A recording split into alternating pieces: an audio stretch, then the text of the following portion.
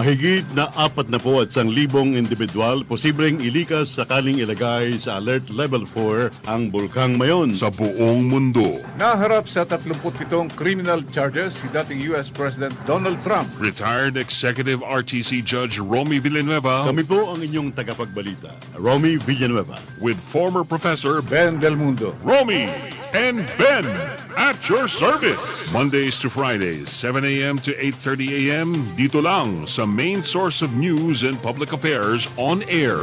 DZDG-FM 96.7.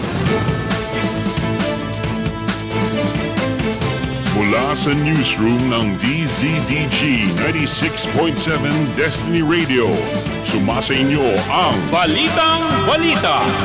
Kasama nyo ang inyong tagapagbalita, Romy Villanueva at Ben Del Mundo.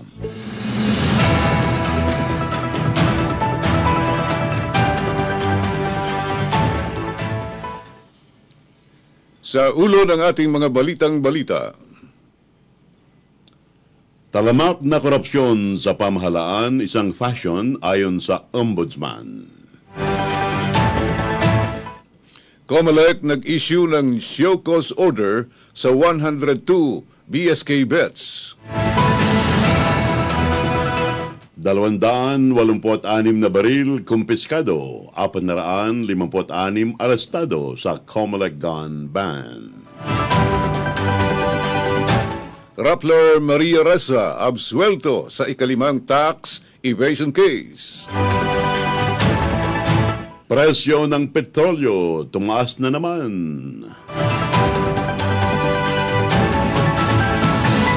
Marcos biyahe na naman sa Singapore para sa ASEAN Conference F1 Grand Prix. Resibo di na kailangan sa confidential funds, iginate ng Ombudsman. OFW sa Morocco mananatili matapos tumama ang malakas na lindol ayon sa DFA. PHIVOLCS hinikayat ang publiko na maging handa sakaling tumama ang malakas na lindol sa bansa. China sinita ang Pilipinas o sinita ng Pilipinas sa pangbubuli sa resupply mission ng Pilipinas. PWD patay matapos malunod sa Batangas. Crop cutting sa mga palayan isinagawa sa Batangas. Tayabasin Pride dumalo sa Young Southeast Asian Leaders Initiative Professional Fellows Program sa US. Machine na may kakayahang makadetect ng HIV ipinagkaloob sa lalawigan ng Quezon. At sa ating editorial na hinango mula sa pahayagang Filipino Star, ayudahan mga ginigipit na mga mangingisda. Balitang Balita.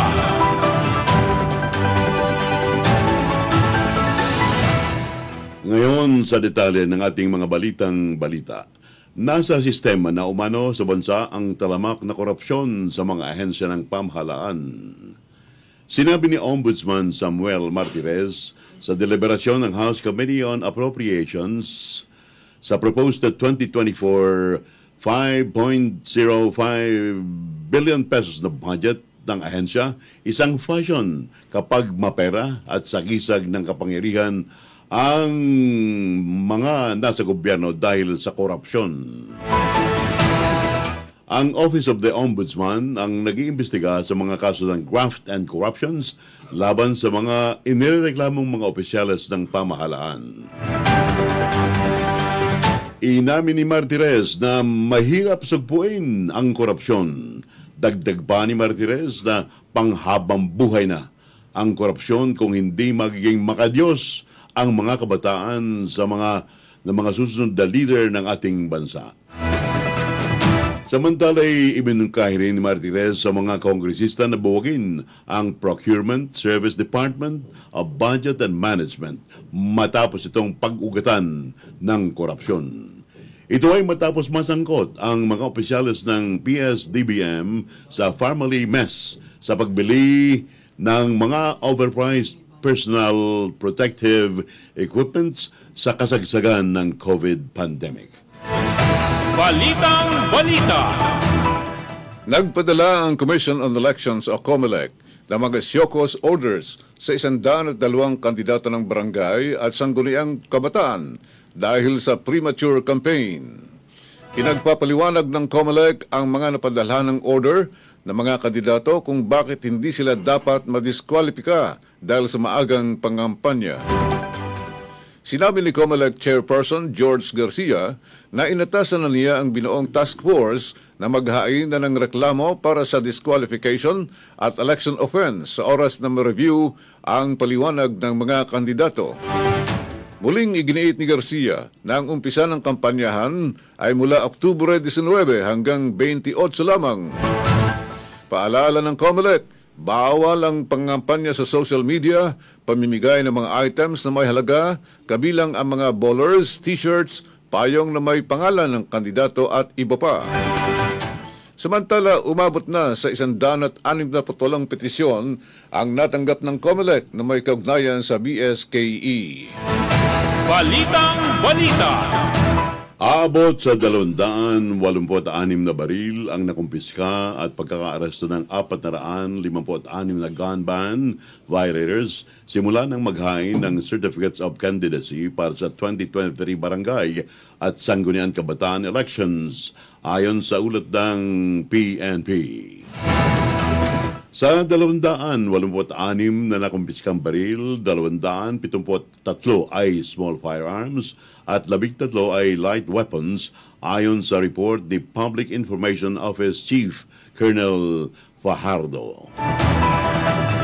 Sa kabilang dako naman, sa 456 na narestong lumawag, 441 sibilyan, 9 na security guards, 2 miyembro ng PNP, 2 miyembro ng Armed Forces of the Philippines, 1 halal na opisyal ng pamahalaan at 1 Citizens Armed Forces Geographic Unit Active Auxiliary. Ang mga naaresto ay naharap sa kasong paglabag sa Omnibus Election Code na nagbabawal sa hindi autorisadong pagdadala ng baril sa labas ng tirahan, negosyo at pampublikong lugar. Balitang Balita. Inabsuelto ng korte ang Chief Executive Officer ng media outfit na Rappler na si Maria Ressa sa kanyang huling tax evasion charge, ang pinakabago sa serya ng patong-patong na kaso laban sa mamamahayag. Ito ang ikalimang kaso ng tax evasion laban sa veteranong journalist at sa Rappler dahil sa 2015 sale ng Philippine Depository Receipts o PDR sa US-based Omidyar Network. You got to have faith, sabi niya sa mga reporter sa labas ng korte matapos ma-acquit kahapon. Sa ilalim ng 1987 Constitution, tanging mga Filipino lang o kumpanyang kontrolado ng mga mamamayan nito ang maaring mamuhunan sa mass media. Una nang inilipat ng Omidyar Network ang investment sa Rappler sa local managers nito upang mapigilan ang mga tangka di umano ni dating Pangulong Rodrigo Duterte na ipasara ang kumpanya. Matatandang hinamon noon ng Philippine Securities and Exchange Commission ang Rappler na magsara matapos di umano labagin ang ban sa foreign media ownership. Enero lang nang iabsuelto rin nila si Rappler sa 4 na kaso. Gayunpaman, humaharap pa rin sina Ressa ng 2 pang reklamo sa korte. Balitang Balita. Muling humirit ng dagdag presyo ang mga oil companies sa produktong petrolyo nitong Martes. Ayon sa advisories ng Flying V, Petron Corporation, Pilipinas Shell, Petroleum Corporation at Sea Oil Philippines Corporation na sila ay magtataas ng presyo kada litro ng gasolina na 20 centimos. Sa diesel, 40 centavos at sa kerosene ay 20 centavos. Ipatutupad ng Clean Fuel, Petrogas, Phoenix, Petroleum, PTT at Unioil ang parehong mga pagbabago, subalit hindi kasama ang kerosene. Noong nakaraang linggo, ang mga kumpanya ay nagtaas ng presyo kada litro ng gasolina na 50 centavos, diesel ng 21 peso 20 centavos at sa kerosene ay 1.10. Base sa pinakabagong datos na makukuha mula sa Department of Energy, ay nagsasaad ng year-to-date netong pagtaas ng 15 pesos 30 centavos kada litro para sa gasolina, 10 pesos 70 centavos kada litro para sa diesel, at gayon din naman 7 pesos 74 centavos kada litro para sa kerosene simula September 5, 2023. Balitang Balita. Muling babiyahe si Pangulong Bongbong Marcos Jr. ngayong linggo para sa 10th Asian Conference sa Singapore, ayon sa pahayag ng Presidential Communications Office noong Lunes. Ang biyahe ni Marcos sa Singapore ay sa September 13, kasabay ng kanyang ika-66 na kaarawan. Tatalakayin ng Pangulo ang mga priority policies at programa ng bansa sa isang 30-minute talk na tinatawag na Conversation with the President of the Republic of the Philippines. Inimbitahan din ni Singaporean Prime Minister Lee Hsien Loong si Marcos sa finals ng Formula 1 Singapore Grand Prix 2023. Si Marcos ang unang uupo na pinuno ng Pilipinas sa Milken Institutes sa Asia Summit. Habang nasa Singapore, makikipagpulong din siya sa mga business leaders upang palakasin at patatagin ang ugdayang pang-ekonomiya.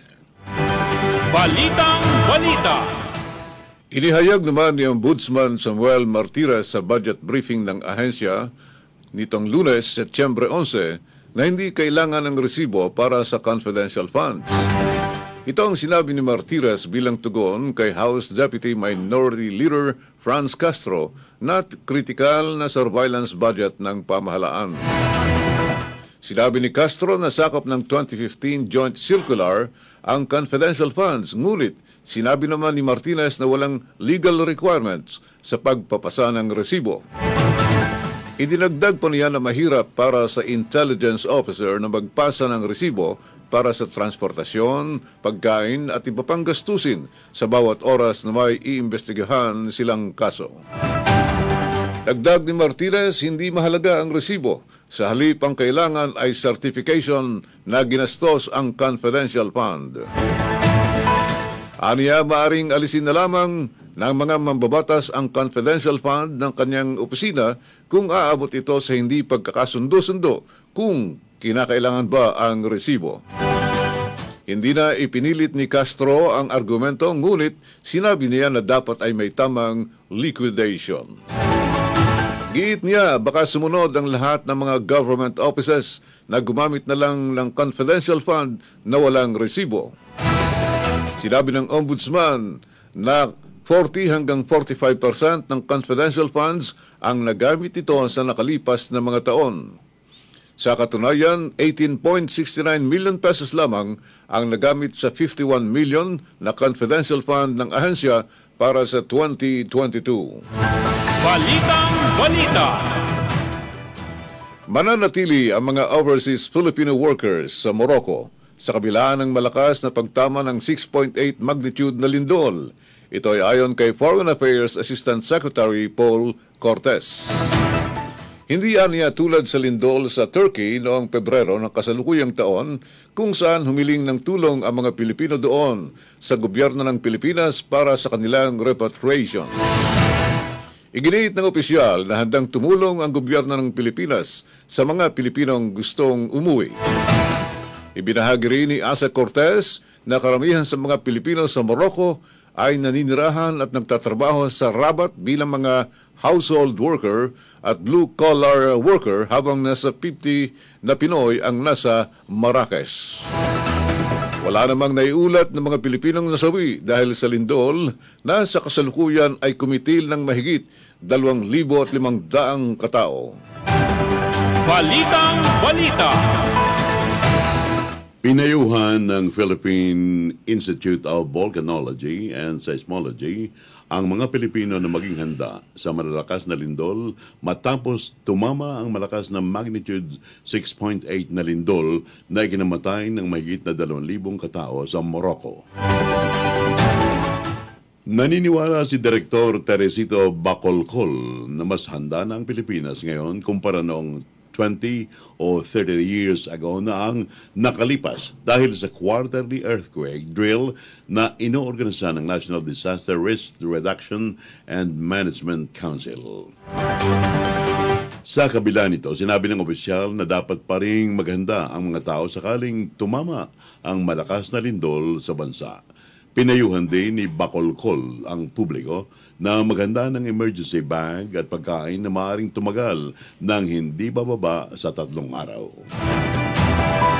Binanggit pa rin ni Bacolcol ang mga hakbangin ng mga local government units sa paghahanda ng kanilang mga komunidad laban sa posibleng malakas na lindol.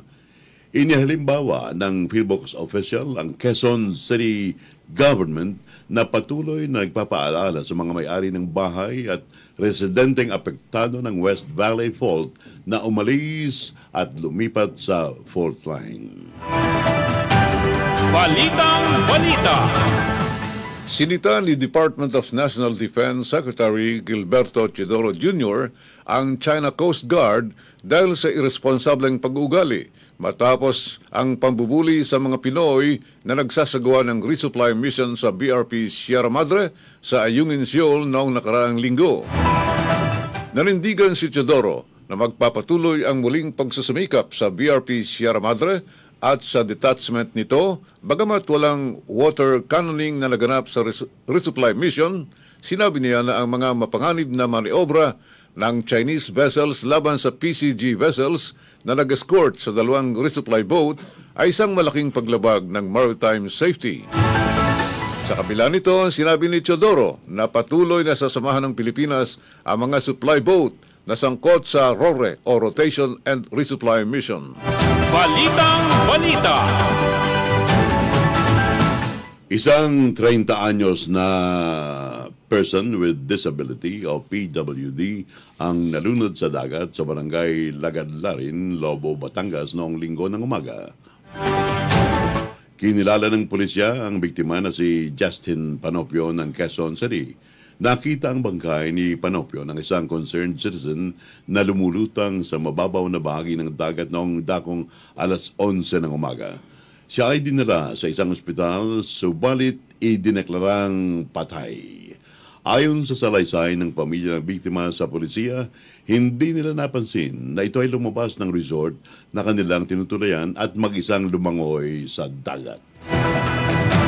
Nagsagawa ng ang Department of Agriculture na kalabarson ng crop cutting sa 4 na hektaryang palayan na bahagi ng Batangas Provincial Hybrid Cluster noong Lunes, Setyembre 11 sa San Juan, Batangas.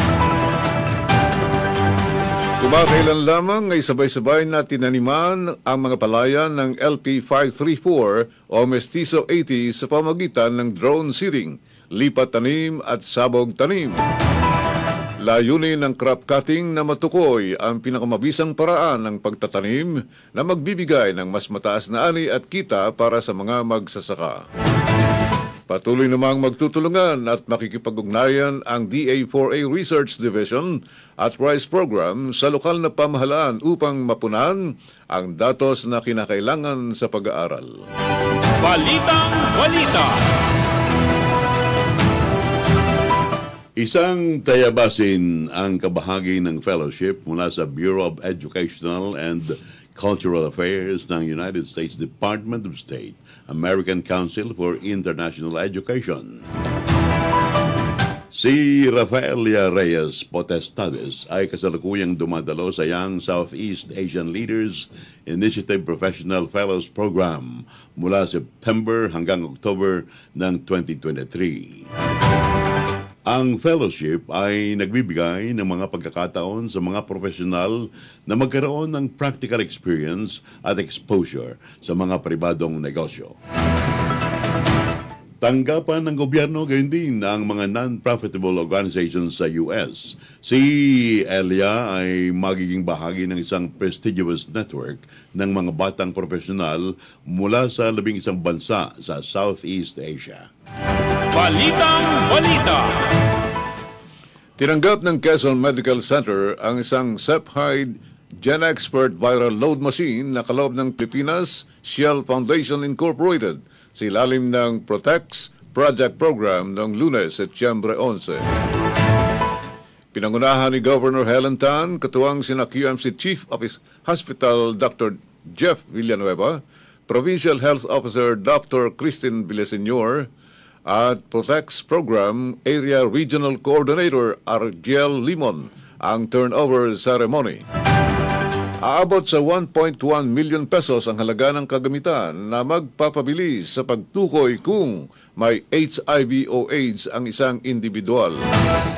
Dahil sa patuloy na pagtaas ng bilang ng mga may HIV sa bansa, tiniyak ng gobernador na pinagsisikapan ng pamahalaang panlalawigan na masolusyonan ang pagtaas ng kaso ng HIV at programang mag-alis sa stigma ng HIV/AIDS sa lalawigan ng Quezon. Pinasalamatan ni Gobernadora Helen Tan ang Philippine Shell Foundation Incorporated, Protects, sa ipinagkaloob na kagamitan sa lalawigan ng Quezon. Ayon sa ulat ng HIV/AIDS Registry of the Philippines, may 1,518 na bagong kaso ng HIV noong Hulyo 2023 at 365 dito ang mula sa Calabarzon Region. Balitang Balita. Ngayon sa ating editorial na hinango mula sa pahayagang Filipino Star ngayon. Kung aayudahan ng pamahalaan ng rice retailers na apektado ng price ceiling, dapat tulungan din ang mga magsasaka o mga mangingisda na apektado ng panggigipit ng Chinese authorities sa Scarborough Shoal. Mamamatay sa gutom ang pamilya ng mga fishermen o mga mangingisda kapag nagpatuloy ang pagharang sa kanila. Saan sila mangingisda kung patuloy silang pagbabawalan? Sa Scarborough, nila kinukuha ang araw-araw nilang kinabubuhay. Ngayon ay hindi na natitinag ang mga barko ng China at binabantayan ng Scarborough para masiguro na walang makakapasok ng mga fishermen ng mga Pinoy. Ayon sa report, bukod sa Chinese Coast Guard, may mga Chinese militia vessels na paikot-ikot sa shoal. Ang nangyayaring ito ay kinundina ng Armed Forces of the Philippines. Ayon kay AFP spokesperson Colonel Aguilar, malaking insulto sa Pilipinas ang ginagawang pagharang at pagbabantay ng Chinese Coast Guard sa Scarborough Shoal. Ayon kay Aguilar, walang basihan ang China sa pag-angkin sa Scarborough Shoal.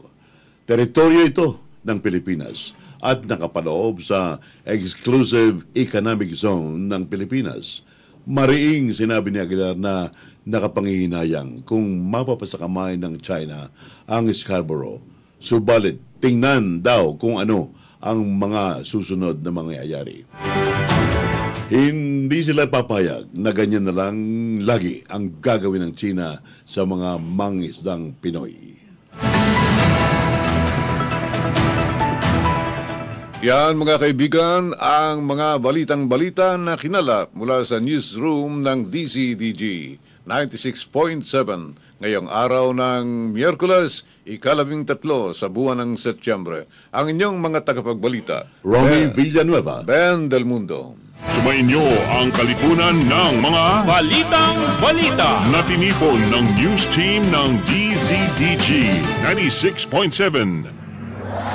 Veteran broadcasters take the helm, delivering the latest and the hottest news here and abroad. Magandang umaga, Pilipinas. Start your day well-informed and aware sa mga pangyayari sa komunidad, sa bansa. Mahigit na 41,000 individual posibleng ilikas sakaling ilagay sa Alert Level 4 ang Bulkang Mayon. Sa buong mundo. Naharap sa 37 criminal charges si dating US President Donald Trump. Retired Executive RTC Judge Romy Villanueva Kami po ang inyong tagapagbalita, Romy Villanueva. with former Professor Ben Del Mundo. Romy and Ben. at your service. Mondays to Fridays, 7 a.m. to 8:30 a.m. Dito lang sa main source of news and public affairs on air. DZDG-FM 96.7.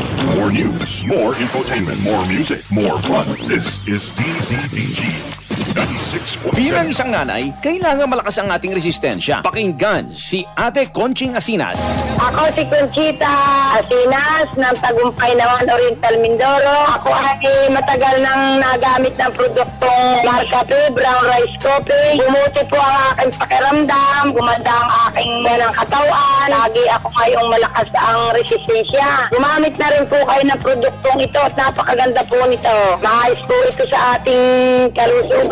Nakakapagpaano ng kolesterol, nakakapagpababa, nakakapagpaayos din ito ng yung mga nasakit sa ating katawan, nagaling, nawawala na.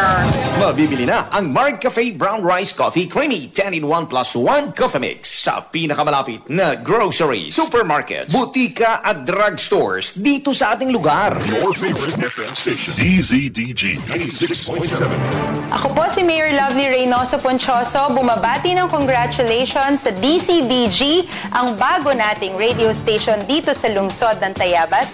Congratulations po. At home, at work, on the road, anywhere, and everywhere. DZDG 96.7.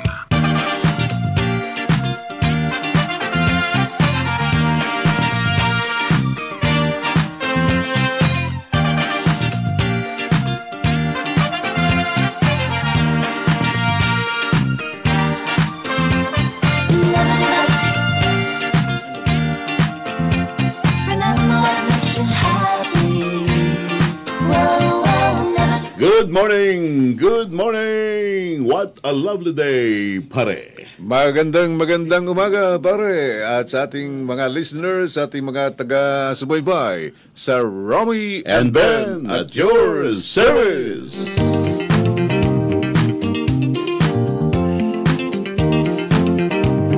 Wednesday, pare ngayon. Setyembre at 13. Happy birthday na sa ating pangunahing persona sa buong bagong Pilipinas. Kay Pangulong Bongbong Marcos Jr. Yeah. Yan. Okay. 6 na po at 6 siya ngayon. 66. Doble 6. 66. Oh, ako'y doble 7, siya doble 6. Ayun. Ilang taon nang tanda ko sa kanya. Kasama ba sa, ano? Ah. Sa STL yung number 66 saka 77? Wala, lampas na. Lampas na. Sa bingo. Hindi. Bingo pare. Sa bingo kasama po si Bongbong. 37 ang bingo eh. Hindi, hanggang 75. Ganun Ayan. ba? Kasi tantay yata. Hindi ako nagbibingo eh. Akala ko Okay. nagbibingo eh. Pagising ko sa umaga, mga kaibigan. Okay. Magpasalamat sa Diyos dahil nagising tayo. Okay. Ha? Totoo ang kasabihan. Na? Every gising is a blessing. Correct. Yan. Blessing mula sa ating mahal na Panginoon na lumiga sa atin. Kahit tayo po ay nagpapasalamat kay Nanderian, kami po ay nandito sa Romy And Ben at your service. Sana po ay magandang umaga natin. Huwag na kasimangot. Kung may problema naman, huwag mong masyadong kaisipin ng mga problema. May solusyon din yan. Lilipas din yan. Oo. At hindi ka naman bibigyan ng pagsubok Nang ng hindi mo Panginoon nang hindi mo kaya. Correct. Diba? At lagi lang isa-isip mo, siya'y nanderian lamang sa iyong tabi. All the time. At kung meron kayong mga pinapangarap at gustong makamtan, huwag Yes. pong magmadali dahil Wow. lahat ay may tamang panahon. Correct. Ha? Ang mga bagay na madaling makuha Ay, mga bagay na madali ring mawala. Diba? ang mga bagay namang iyong pinaghirapan, pinag-atikhaan, ay matibay at hindi kailanman mawawala. Yes. Okay. Okay. Magandang umpisa natin, pare. Ay pa-birthday natin kay Pangulong kagalang Pangulong Bongbong. Oo, at pa-birthday niya sa sarili yung paglalakbay na muli. Oy, Sa manunood single- pare yan. Nung pamang kabataan niya ay mahilig yan sana eh. Mga karera. mga motor cars na Kaya race. manonood siya ng Grand Prix. Grand Prix pare. Aba, sarap manood doon. Ay, thrilling and exciting. Oo, nandiyan ang karera ng mga Ferrari, ng mga ano pang matataas na kalibreng kotse. Lamborghini. Ayan. At Hamburgini. Hamburgini. Ayun na lang panonood natin sa television, di ba? Oh. Yung exciting, yung iikot na gano'n, magbabangking. Tapos biglang may madidisgrasya. Nako, Diyos. Okay, babati muna tayo ng mga kaibigan natin na nagsa-celebrate. Bigyan natin ng magandang pagsaludar ang ating Pangulong Marcos.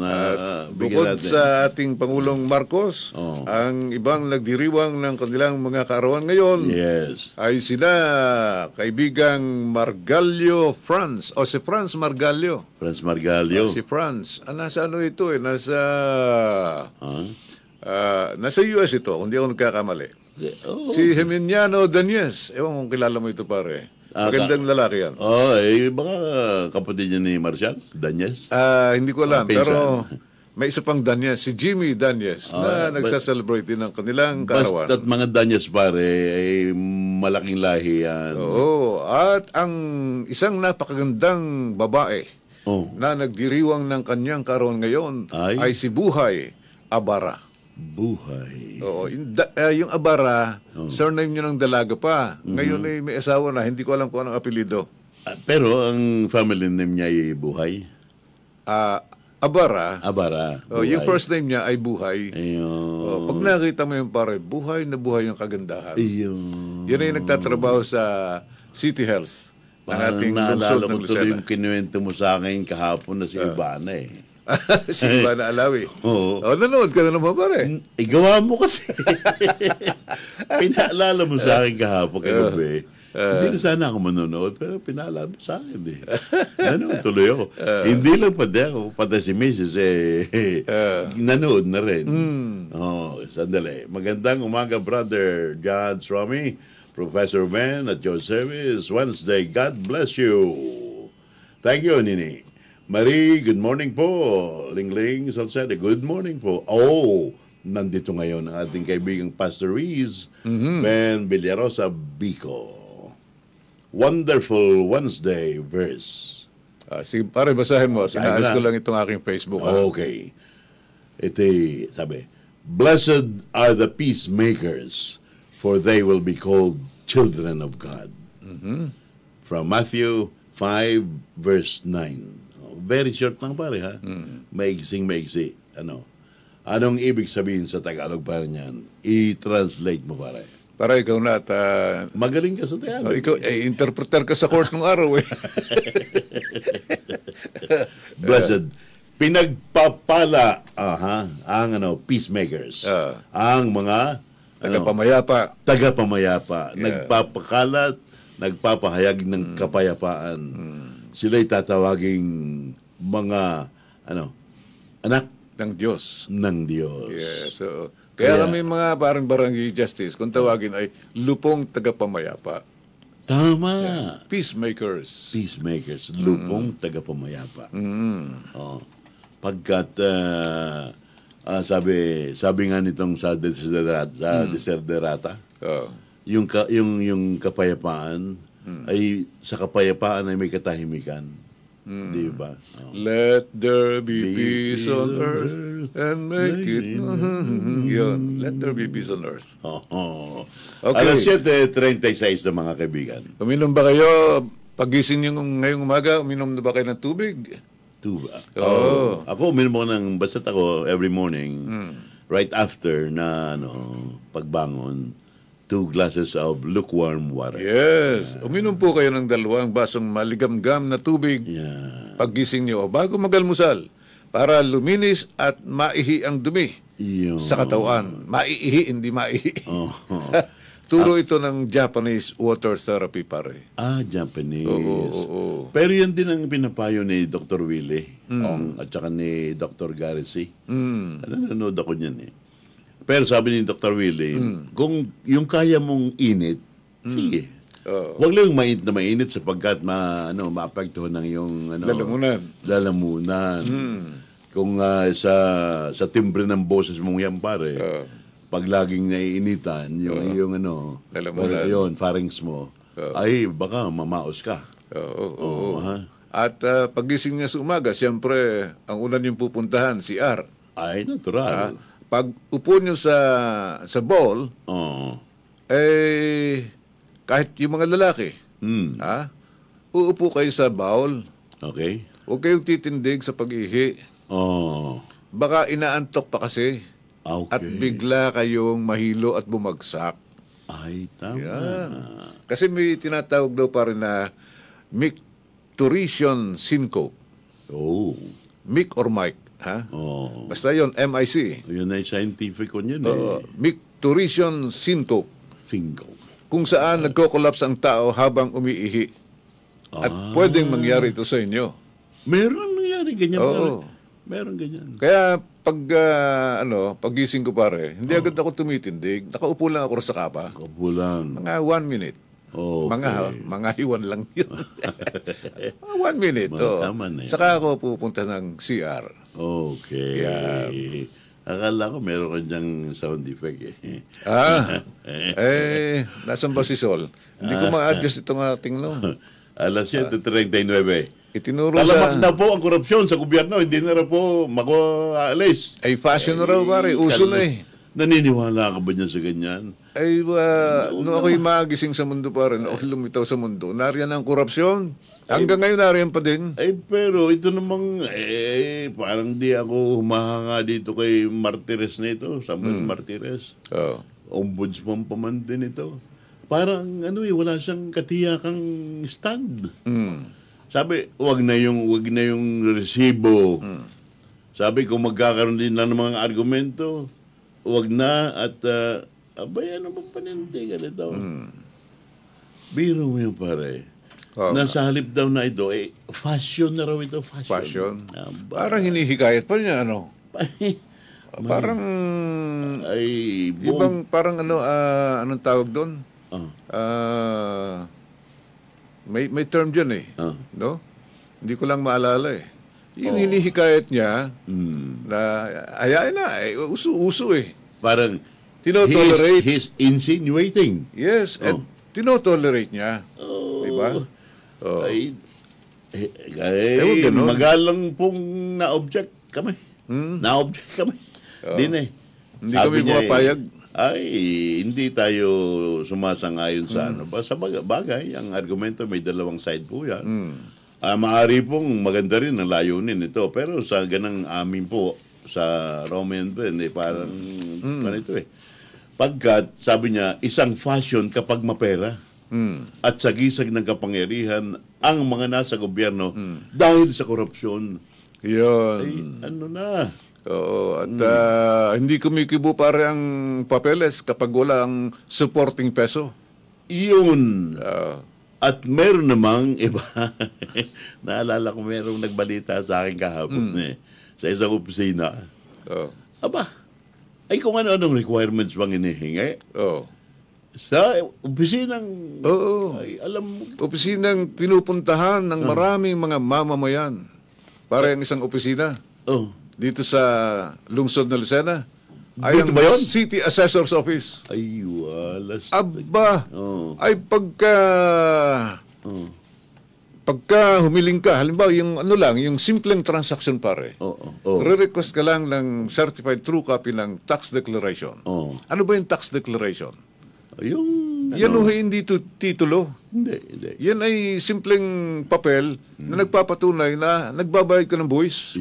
Basihan lang yan para sa pagbabayad ng buwis ng iyong property. At saka nandiyo yung appraised value, Yung market value at saka yung appraised value. Assessed value. Ay, assessed and not appraised. Right.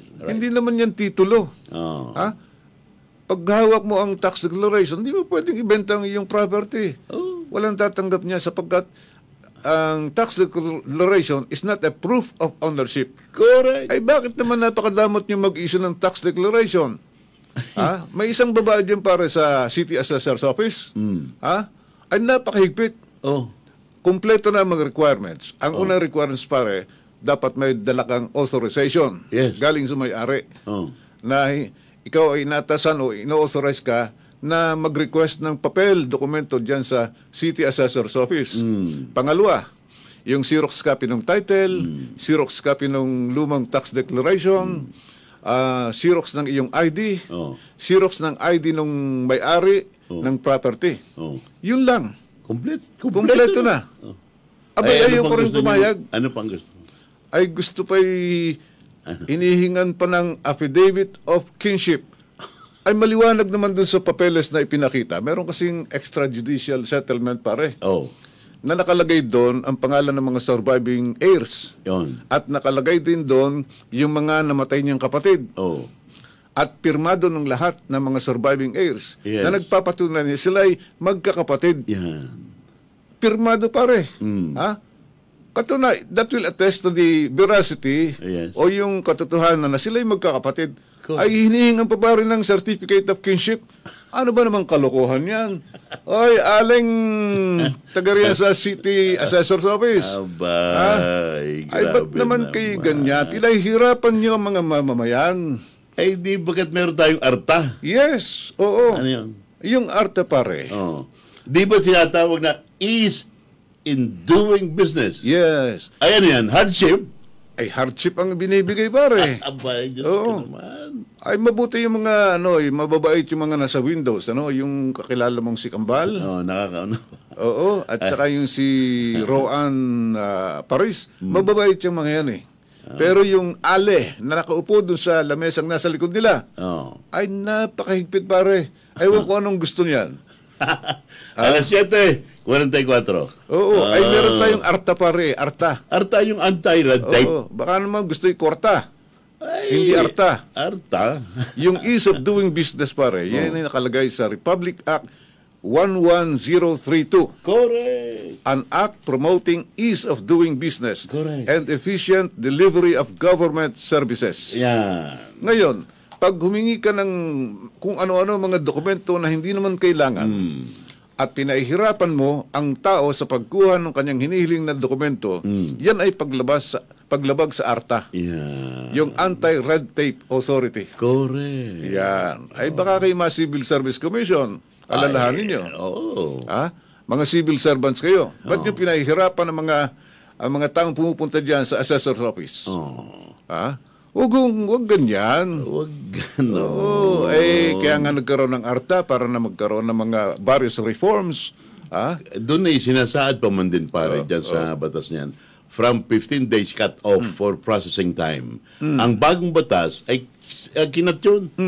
To 3 days for simple transaction. O yung bang iyong tukoy doon, yung kung mapakay, simple bang transaksyon yon? Simple transaction pare. Pagkat humihingi pag-request ka lang ng kopya nung 7 days sa mga complex. At saka maximum of 20 days for highly technical applications. Yan. Hindi ba nila nalalaman ito? Examples para ng red tape. Yung unnecessary paperwork. Yun. Tinanong ko nga yung abogado ko pare. Kakoy Aribay pwede na ipresenta. Magpapatunay na ba ito sa katotohanan na sila'y magkakapatid? Ay pwede na yan. Pirmado naman Ay ang isa pa paring example ng red tape, yung slower, more difficult na mga kung ano-anong hinihingi para mapabagal at mapahirap ang transaksyon. Ito na nga. Ito. Government officials who fail to comply with the provisions of the law shall face administrative liability and minimum of 6 months suspension sa first offense.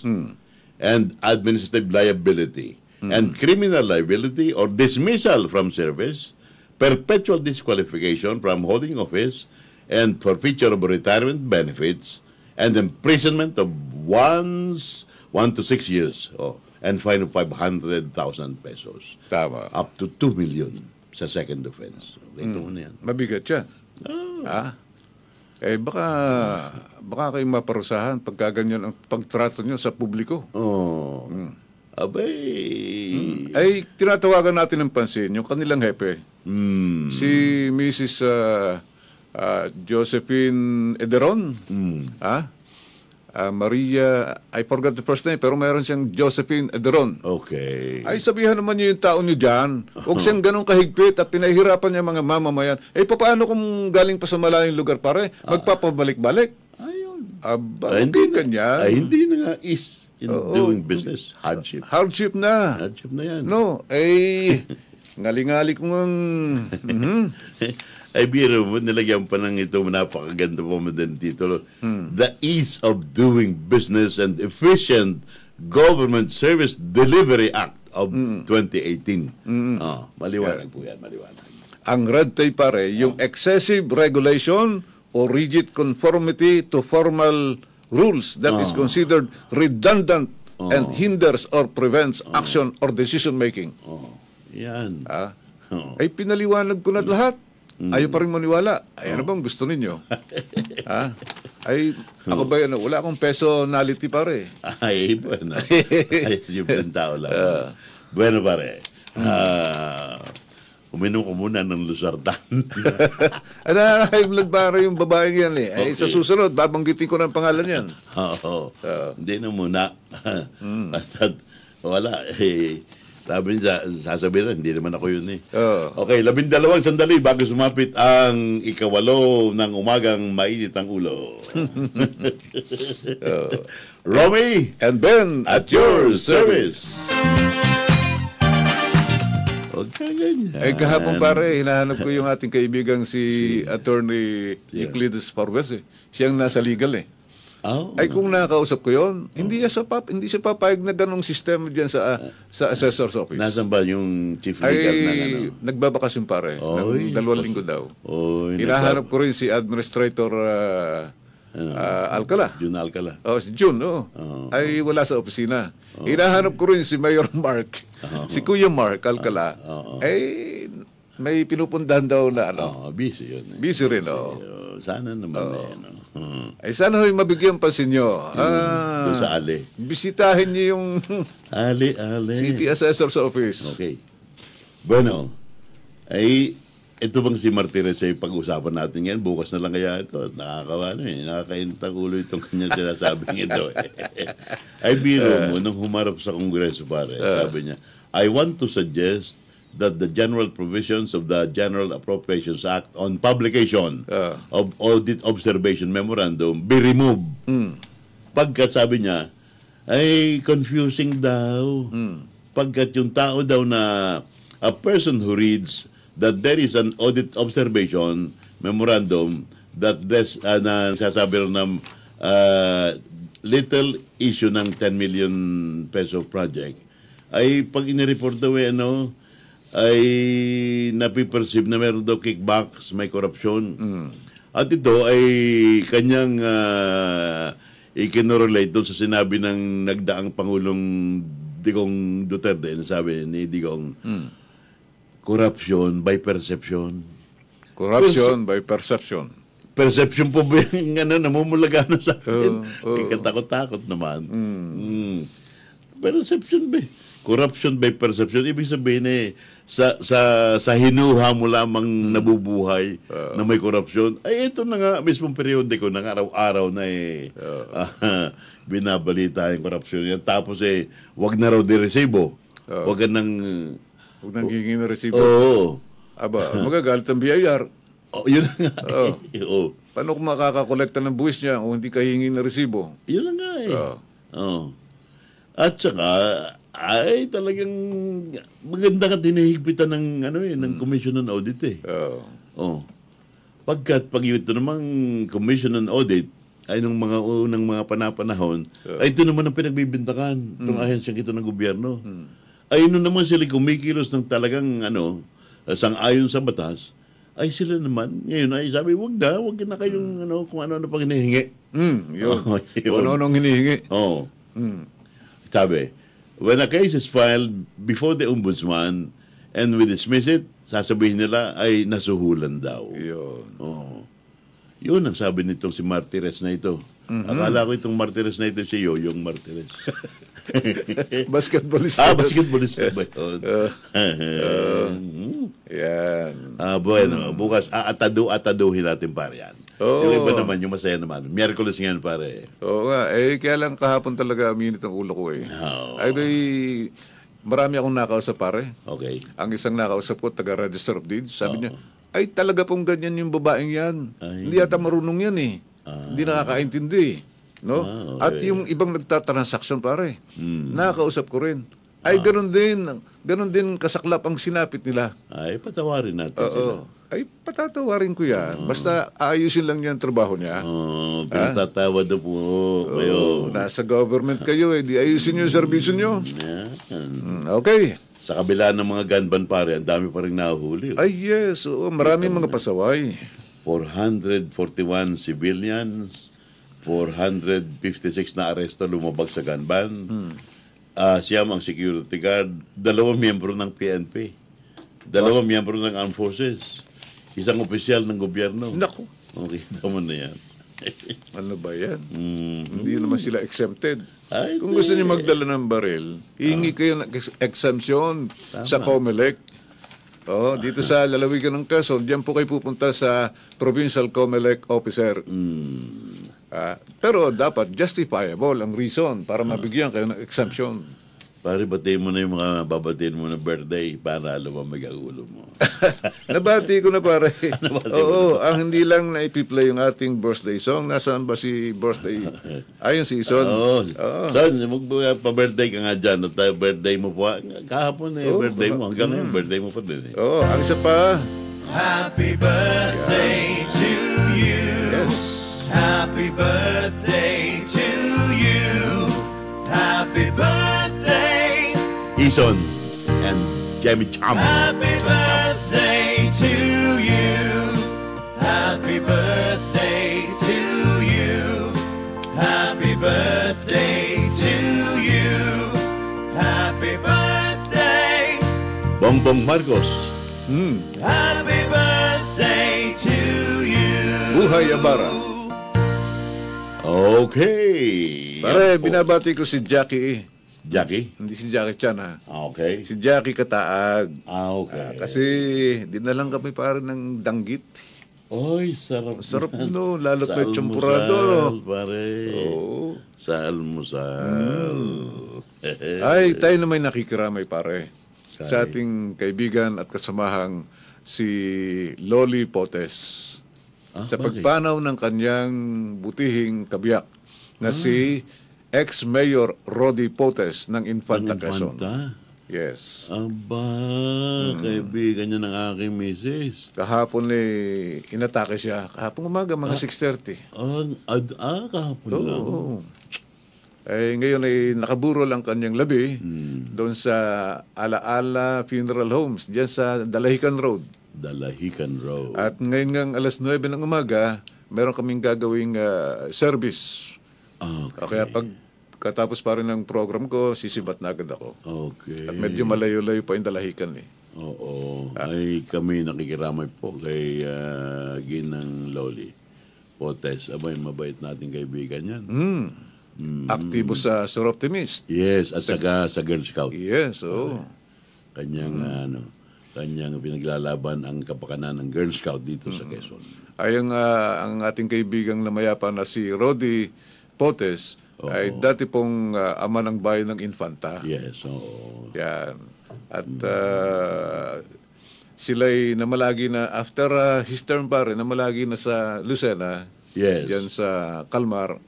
Pagkat naging, di ba, superintendente si Lolo? Oo, Division Superintendent of Schools ng DepEd. Oo. Yeah, our deepest condolence. Correct. No? May he rest in peace. Yes. At isa pa pare, nakikiramay tayo sa ating kaibigang Pastor Marlo Rama sa pagpanaw ng kanyang butihing kabiyak na si Maylene Rama. Okay. Na nagkaroon siya ng karamdaman na kanyang tinaglay na 8 taon pare, dinadialysis. 8 taon. Oo. Kay Pastor Rama at sa kanyang anak, sa kanyang pamilya, kami po ay nakikiramay sa pagpanaw ni Maylene Rama. Ang kanyang bangkay pare, ang abo Nakremate na eh. Nakremate. Ang abo ay naroon ngayon sa Social Hall ng McGill Memorial Church. At mamaya namang gabi, Yes. alas 6, ay meron tayong service doon. Ay, maganda naman pare itong balita. Ito'y tatawagin kong Top Among News Today mula sa ating Quezon Governor. Kaya ito'y magiging segment ng ating programa. Ito pa rin yung 1 million worth ng machine tungkol sa HIV na ipinagkaloob sa Quezon Medical Center Yes. para sa isang Cypid Gen Expert Viral Load Machine na para sa sa HIV at saka AIDS. Ay salamat itong Shell Foundation pare. Marami palang may HIV ngayon. Biro mo itong Hindi ho yung yung hair is vanishing ha. Huwag kang gano'n. Aray. Napaparay ako. Ito pong HIV, ay sa ngayon para sa balita mo kanina nasa 1,518 bagong kaso na HIV mula pa nung July ng 2023. At dito sa Calabarzon pare, 365 ang merong HIV. Nako, dami Kaya dito po sa patuloy na pagtaas nitong HIV na ito pong malaki pong kaalwanan sa atin, mga taga-lalawigan ng Quezon sa pamamagitan ng ating gobernadora Helen Tan, ay napagkalooban po ng Philippine Shell Foundation.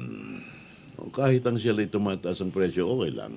Pag ito namang meron silang mga humanitarian projects. Kaya't pinangunahan ng ating kagalang-galang na gobernadora, Helen Tan, at kasama niya itong hepe ng ospital na si Pinsan, Dr. Jeff Villanueva. At yan din tong Provincial Health Officer natin na si Dr. Christine Villaseñor. At yan din itong si Program Coordinator Argel Limon sa turnover kahapon. Baka malimutan mo yung break natin ha. Yes! Ay, anong ison yung kanina nga pala? Nameplay na po. Naisangat mo? Station break muna tayo. Okay. Broadcasting from the CG Compound, Maharlika Highway in Tayaba City. The newest, the hottest FM station. This is DZBG 96.7. Veteran broadcasters take the helm, delivering the latest and the hottest news here and abroad. Magandang umaga, Pilipinas. Start your day well-informed and aware sa mga pangyayari sa komunidad, sa bansa. Mahigit na 41,000 individual posibleng ilikas sakaling ilagay sa Alert Level 4 ang Bulkang Mayon. Sa buong mundo. Naharap sa 37 criminal charges si dating US President Donald Trump. Retired Executive RTC Judge Romy Villanueva. Kami po ang inyong tagapagbalita, Romy Villanueva. With former Professor Ben Del Mundo. Romy and Ben at your service. Mondays to Fridays, 7 a.m. to 8:30 a.m. Dito lang sa main source of news and public affairs on air. CZDG FM 96.7. At home, at work, on the road, anywhere, and everywhere. DZDG 96.7.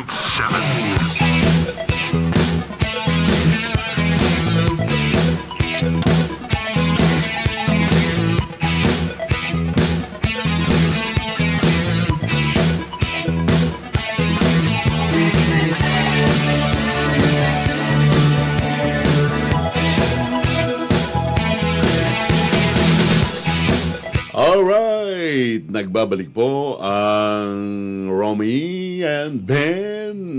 Si Ben, nasang ka Ben? Siya po ay umihigop ng malamig-lamig na pineapple juice. Papalamig ng ulo pare. Okay. Are, alam mo ba ang dahilan? Ang pangunahing dahilan kung bakit natutuyo ang ating balat? Bakit natutuyo ang ating balat? Oo. Ay, paano? Sa kakukuskus ng papaya soap, ay natutuyo. Pagpapaputi.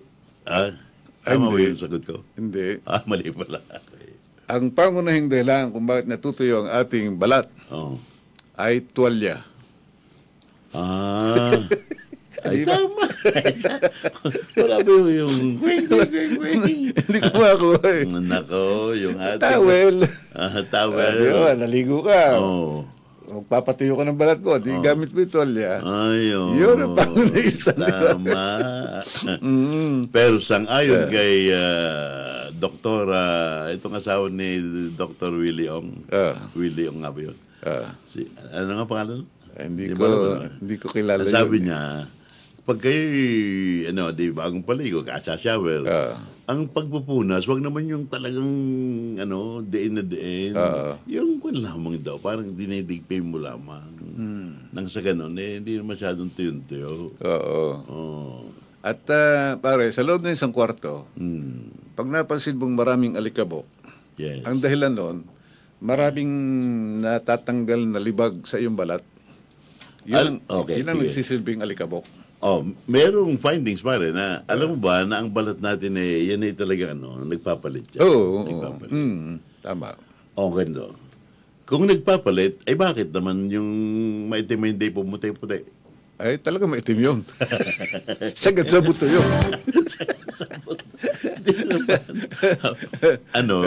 Ang tawag doon? D-O-I? D-I? D.I. D-I. Durog itim. Alas 8. Alas 8:04 mga kaibigan. Pare, nabanggit mo yung HIV. Okay. Saan ba yan nakukuha? HIV. Sexual contact, pare. Yes, oo. At yung kumakalat sa pamagitan ng sexual contact. Ay, yung masaginit mong kiss pare yun. Yun, nakukuha yan doon sa ganun. Kahapon yung... Saka yung paggamit mo ng drugs, no? Okay. At yung needle, pare, yung panturok. Tama. Ay, pag nagamit ng ibang tao at gagamitin pa rin sa iyo, ayun. Kaya, uso Kung na infected, yung disposable. Infected yung dugo nung unang tinurukan. Tapos gagamitin pa rin sa iyo yung karayom na yun. Yeah. Nako, mahahawa ka. Ay, di lalo na yung toothpick. Ha? Basta ako, pare, pagkakagamit ko ng toothpick, ibinabalik ko yan. Oo, wag maubos. Ganun lamang para. Wag mo kayo maniwala doon. May nakikinig sa ating mga bata. Alas 8:05 mga kaibigan. Good morning sa aking kaibigan Joseph Guerrero na nabigay ito ng aking apo na si Attorney Jet Villanueva Salvacion na sumusubaybay sa atin.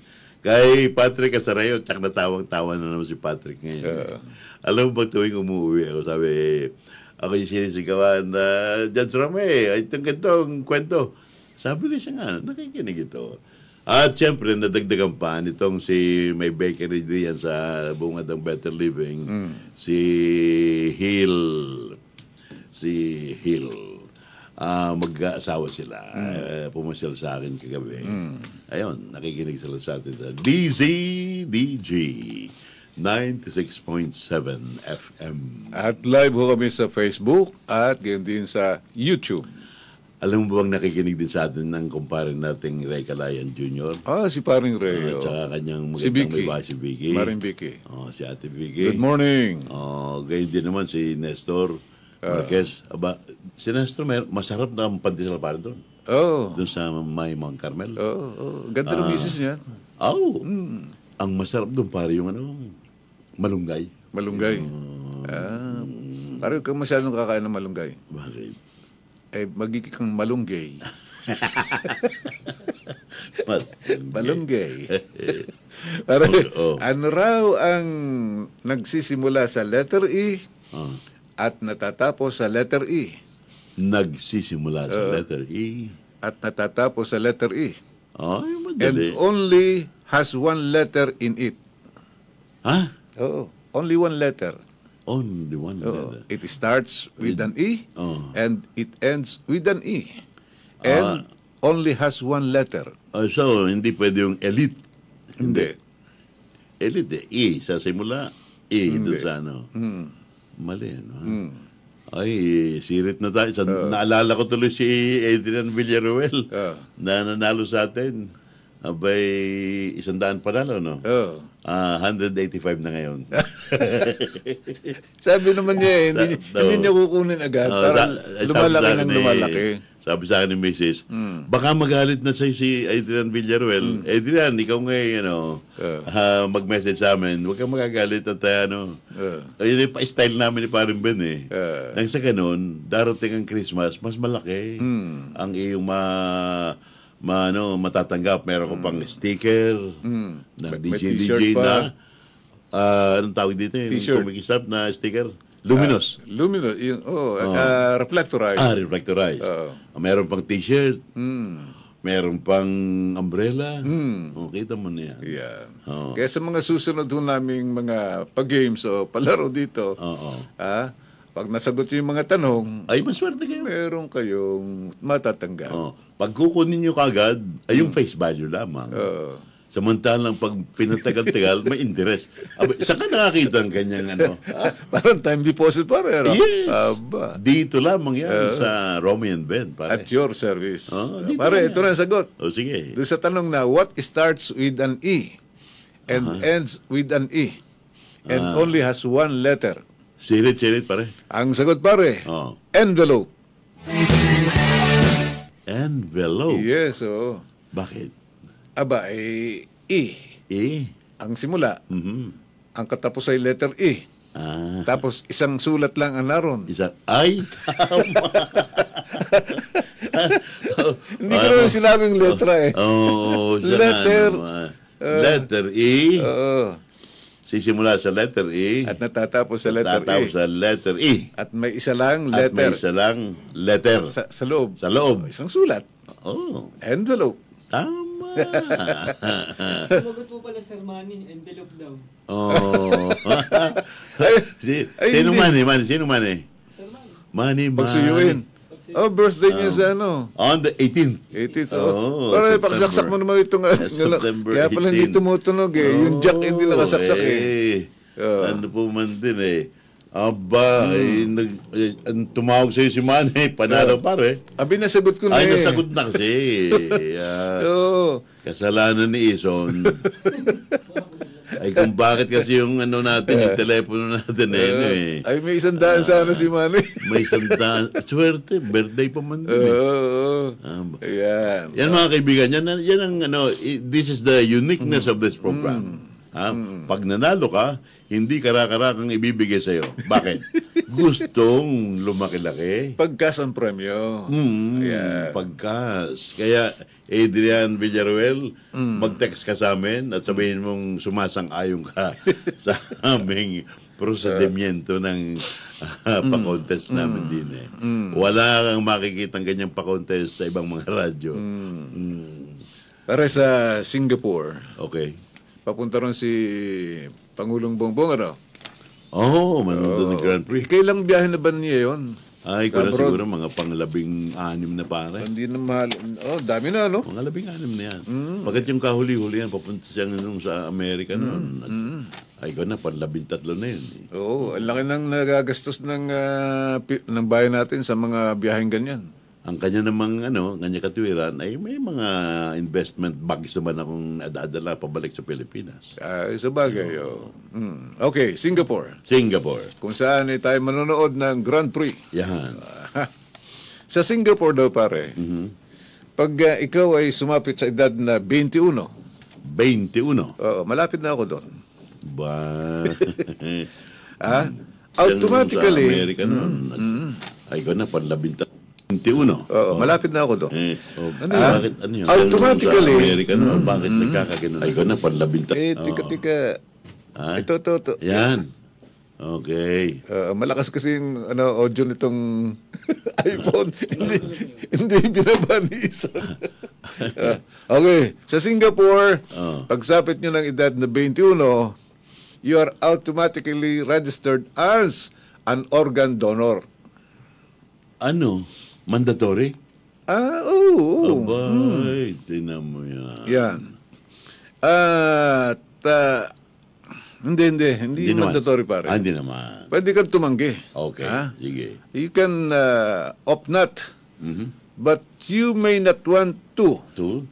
Ha? Uh-huh. Dahil sa pag ikaw naman ang nangailangan ng organ, Oo. halimbawa, Oh. gusto mo ng another kidney, may difference sa isang kidney. Yes. Gusto mong magkaroon ng bago para ma-transplant. Hmm. Ay hindi ka naman kagad-agad nabibigyan, nasa waiting list ka. Ay, grabe naman. Samantalang kung kayo magre-rehistro Oh. as an organ donor, Oh. ay may priority ka. Okay. At yun ho ay inintroduce noong 1987 ng Human Organ Transplant Act ng Singapore. Dahilan sa dumarami pare ang mga nangangailangan ng organ na panghalili doon sa mga nasira nilang organ sa katawan. Yes. Ganon pala. Ay, dito sa Pilipinas meron ng ganyan, di ba? Ay, voluntary pare. Oh, di ba pag ikaw ay kukuha na lisensya, nakalagay doon kung gusto mo maging organ donor? Ha? Hindi ko napansin yun. Nakalagay doon. Oo. Kung gusto mo, kung gusto mo, lalagay mo lang, yes. Ako pare, nag-donate na ako ng organ. Abay, kulang ka na pala. Hindi. Ang katawan mo. Yung electronic organ, yung tumutugtog. Ay, wala. Yung keyboard. Keyboard. Oh, binigyan ko na si Ara. Liwanagin Yung mo. aming kasama dyan sa Magil na yung bata na gustong matutong tumugtog ng piano at ng organ. Akala ko organ. Meron akong hindi ginagamit na Organo. organo. Ibinigay ko na ba? Ayaw. Kaya nag-donate na ako ng organ. Akala ko nabawasan ka na ng organ kaya mainitin ang ulo mo. Hindi. Okay. Pero napasaya na. Masaya na tayo ngayon. Alas 8:14 mga kaibigan. Itong meron pala alam mo ba yung Blue Zone, pare? Blue Zone. Oh. Aba yung alam ko Choco Zone. Yes, Choco Zone doon sa sarap- Tayabas. sarap ng chocolate na pinamahalaan ng ni Carlos. Ayan, Carlos. Okay.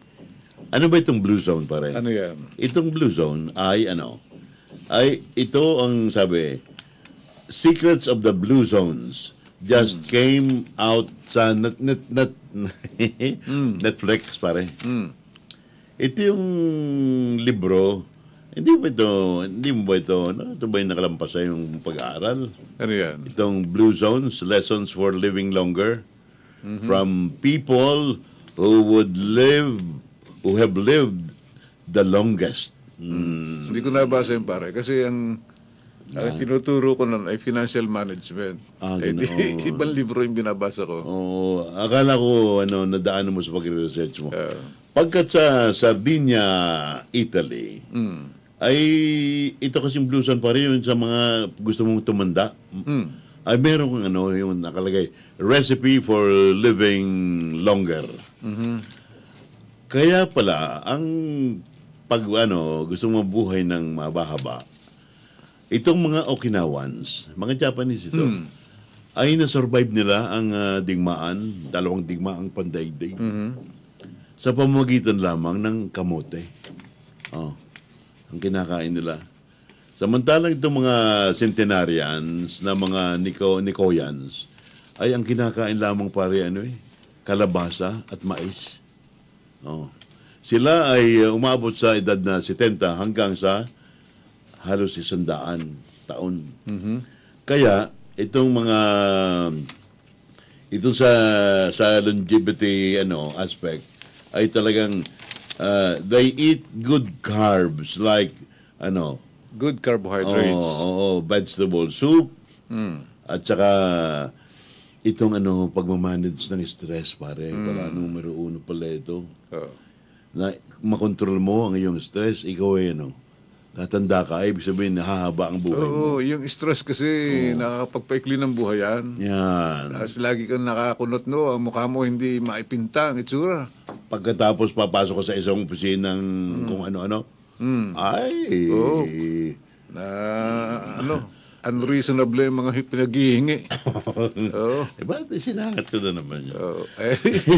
Ang dami kasing nagre-reklamo, pare. Oo. Marami akong nakausap eh. Oo. Oo. Sa Icaria naman, sa Greece, nung pang bago mag-1980s, itong isang isolated village doon ay self-sufficient sa naman, ang kinakain nila, mga brewed barley. Maganda yan. Magaling yan. At saka, coffee. At saka, sila ang nanggagawa ng kanilang sariling arena. Pare. At saka, tsaa. Kaya itong mga herbal tea, ang kanilang iniinom para bumaba ang ang yung lower rates ng dementia, yung pagkalimot. At saka lower blood pressure. Meron pang ibang bansa dito sa Loma Linda, California. California na ito. O ganun din ang kanilang ginagawa. Ibig sabihin, ang buhay mo para humaba, lumigaya, ay maging vegetarian ka. Kumain ka lagi ng gulay. Ikaw ba'y lagi pampahaba ng buhay? May gulay ka ba araw-araw? Oo. Yan. Gulay. Pampahaba ng gulay. Ng buhay. Hindi lang yan. Doon pa sa Nicoya, Costa Rica. Ganun din. Kaya itong mga lugar na ito na ating nabanggit ay halos ang buhay ng tao maligaya, masaya, ay walang stress.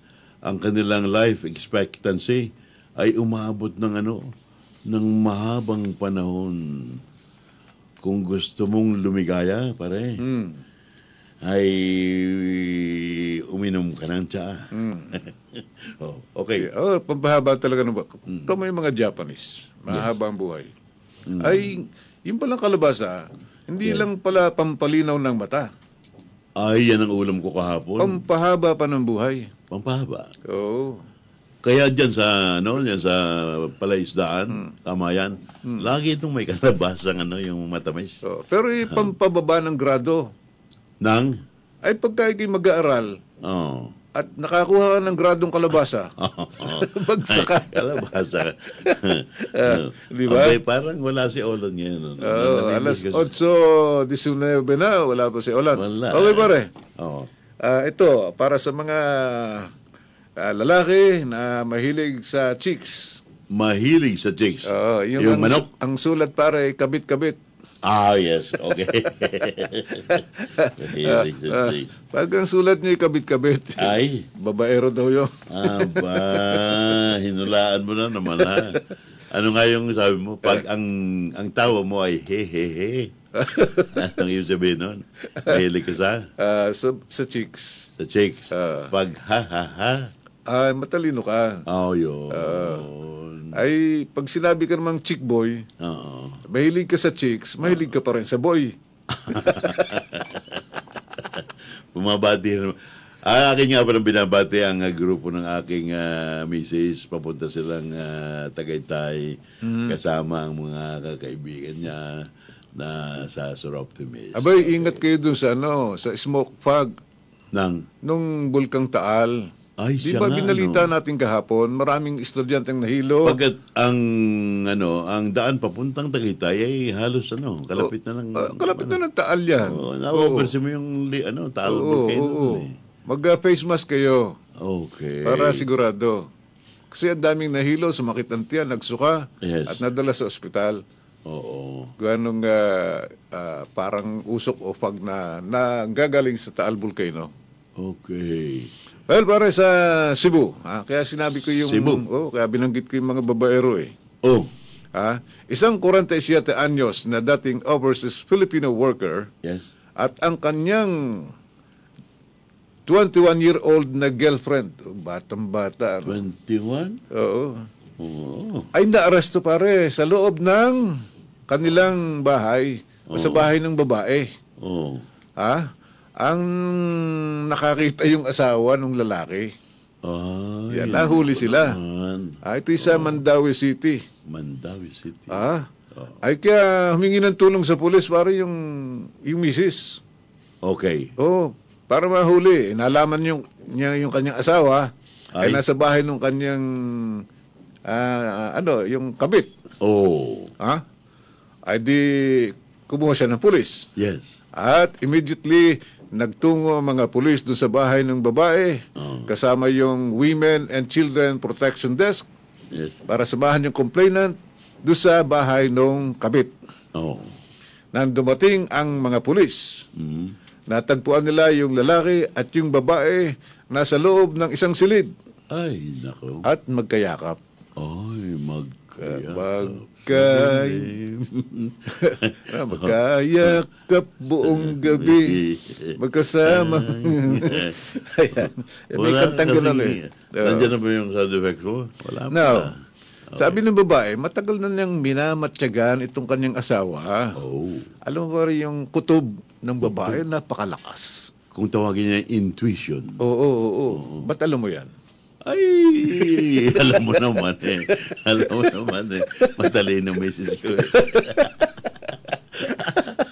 Oo. Nang dumating sila, nakita nga nilang, ayun, nasa loob ng isang silid, magkayakap. Okay. Sa buong magdamag. Yan. Oh. At kahit na raw nag-apologize na yung dalawa, Oh. ay kakasuhan pa rin ni Mrs. Ay, yung dalawa. Yung kanyang asawa at yung kanyang alleged lover. Ang kaso pare, anong kaso dyan?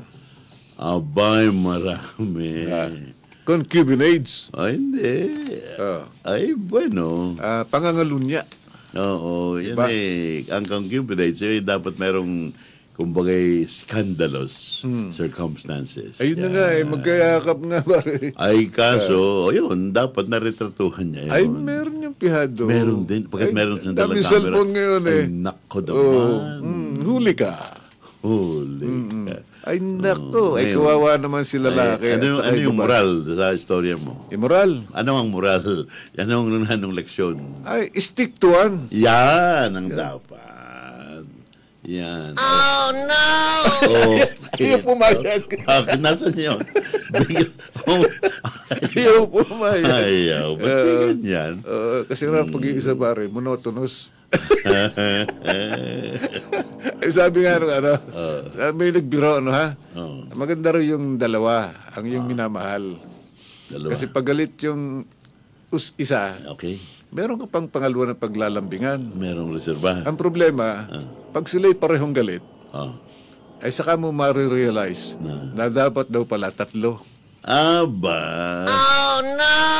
Ay, lalo namang pinalabha mo. Hindi. Wag ganon. Wag ganon. Basta stick to one. Biro lang ho yun, biro lang. Biro lang yun.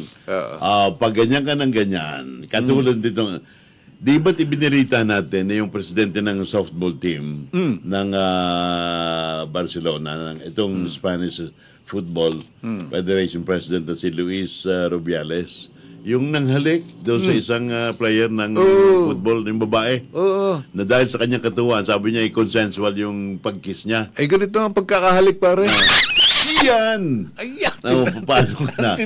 Matindi. Ay, ano ka ngayon? Nag-resign bilang hepe ng Spain football team dahil lamang sa isang halik. Ay, di pinalakpakan siya ngayon. Hala. Kaya sabi niya, ay papaano ba naman naapektuhan na yung kanyang pamilya, yung kanyang nana, yung kanyang mother, ay nagdasal na sa mga simbahan at reliyosang mother niya eh. Sabi niya, anak, hindi, sa salitang Italiano. Marunong ba mong Italiano ba eh? Marunong ka? Yung ita na Ilocano, Italiano yun. Hindi. Kaya sabi nito si Rubiales, may matigas pa rin. Sabi niya, I have faith in the truth and I will do everything in my power so that the truth shall prevail. Ano pang trust ang kailangan din eh? Ay merong camera, may lahat na talaga namang hinalikan niya. Tapos inihabla pa nga siya nitong si Jennifer Hermoso. Hermoso ang pangalan ng babae na 33 anyos. Ano yun? Merong bubit Kaya, mag-iingat. Kung natutuwa ka parang Ben, ayaw kang basta mga halik. Ay, expression na parang ng pagmamahal. Ayun na. I love you. Kita mo? I love you daw. Muna. Oh. Ay biro mong ito'y global ito pare, buong mundo alam na dahil sa halik, nasira ang kanyang profesyon. Ito pare, nagbitiw sa tungkulin yung isang opisyal ng gobyerno, hindi naman dahil sa halik. Ha? Dahil sa, biro sabihan siya na hindi raw siya fit. No? Hindi raw siya karapat-dapat doon sa pwesto. Bilang Department of Health Special Advisor. Ay, nabalita ko yan. Si Liazon. Tony Liazon. Ay, napakadalino ng taong yan. Parang nag-resign na. Nag-resign niya. Yun na nga, tinalunton ko pare doon. Sabi nga kahapon, sabi natin sa cabinet ni Bongbong Marcos. Ay, yung mga matatalino ba, yung unti-unting. Yung isa na, si Carlos. Nawala na rin. Yung kahapon. Si Cielo Magno. Yung magagaling. Magagaling. Ay, tapos, yun sila, kasi sabi niya, I was branded not as a public health expert. Yes. By a lawmaker. Correct. Sabi niya hindi ko naman i-depend ang aking qualification sa public eye. Ay, siya nga. At this stage, I do not have to prove anything anymore. Tama. Yeah. Ang matindi nito pare, ay aalis siya na may mga nagawa na siya pare.